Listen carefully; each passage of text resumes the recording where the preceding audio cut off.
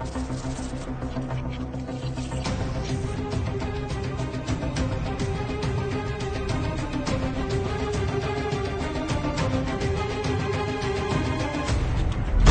rakyat Malaysia yang saya hormati sekalian, pada hari ini kita semua sedang pun berhadapan dengan situasi yang agak membimbangkan berikutan penularan jangkitan COVID-19.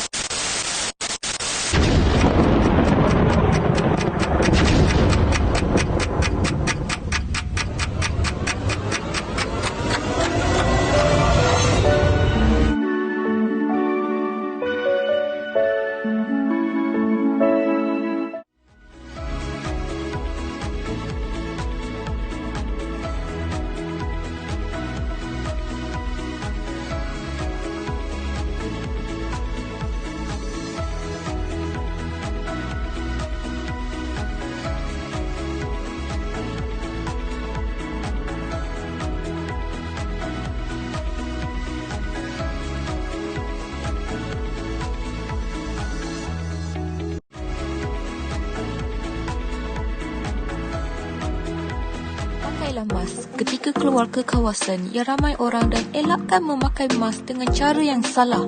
Jika memakai mask dengan salah, sudah tersasar dari tujuan untuk mencegah.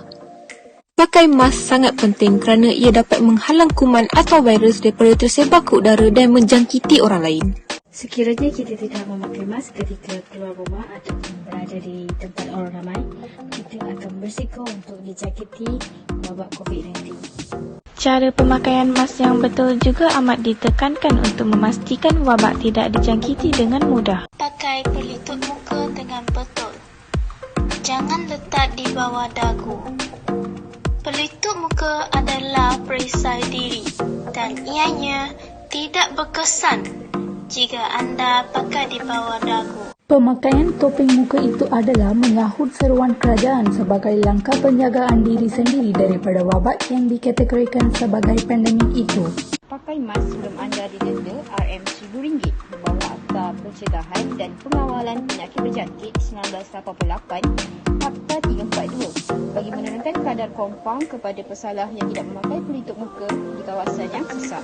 Pemakaian mask dengan betul dengan menutup keseluruhan mulut dan hidung merupakan antara langkah pencegahan awal COVID-19.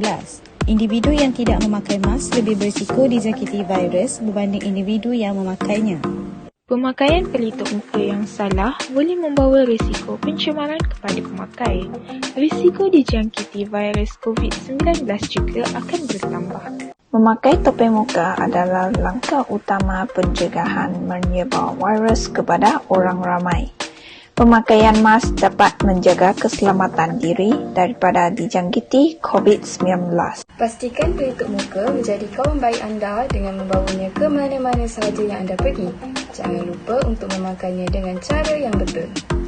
Dengan itu, diharapkan semua dapat memberi kerjasama dalam langkah pencegahan COVID-19 ini. Virus dapat menyebar sejauh 1 meter ketika kita bersin. Jadi, dengan memakai mask, kita dapat mengelakkan virus daripada terkena pada orang lain. Dan jika orang lain tidak memakai mask bersin ke arah anda yang juga tidak memakai mask, anda akan berisiko terkena virus dari bersin itu tadi. Tetapi, jika orang bersin ke arah anda tapi anda memakai mask, risiko dijangkiti dapat dielakkan. Ingatlah, kita semua perlu memainkan peranan demi orang yang kita sayang supaya kita dapat hidup harmonis seperti dahulu semula. Dan yang paling utama, demi negara kita Malaysia tercinta.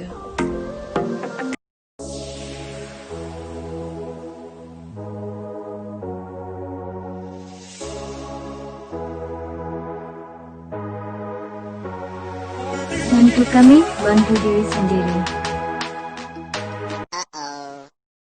When you wear the face mask, you put it on like this, full coverage. Cover the mouth, cover the nose, and make sure it's on the bridge of the nose. Understand? What is this? These two passage you open here is for what? To put drugs and see like that, is it? Bad words, full coverage got. Makeup also full coverage can put. Mask you cannot full coverage, is it? I cannot breathe. Very hard to breathe. Very difficult to breathe inside. Everyone has okay and you're wearing the mask like this. You need one big oxygen tank beside you to walk like that.